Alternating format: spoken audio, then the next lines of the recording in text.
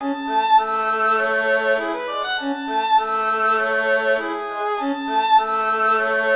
think the big issue that we were talking about today was really this question of linkages to social movements, linkages to base, to the energy of social movements, to the moral outrage of social movements, and the tools that they bring, which are mobilizing people, getting people out onto the streets, harnessing a kind of moral anger and indignation. And so human rights organizations are often very professional, sometimes a lot of lawyers, journalists, etc. And one of the questions is how you make that linkage.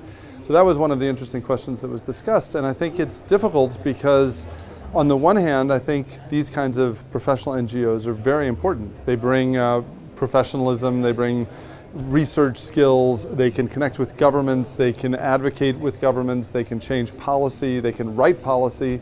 So all of that is very positive, and the grassroots organizations often can't do that. On the other hand, they tend to get more money, they tend to become very professional, they tend to get maybe somewhat disconnected from some of that. So that linkage, I think, was a core question today. And we didn't solve anything, but I think what came out of this was just a reinforcement of the fact that's really important to think about those different kinds of connections. This idea of global south, global north, and who's setting the agenda and how that agenda gets set.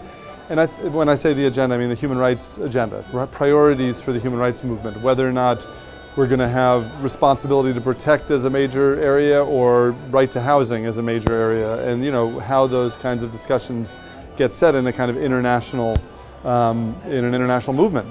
And I think that one of the most exciting things about tonight was that it was convened by Conectas. It wasn't convened by Ford. It wasn't convened by Human Rights Watch.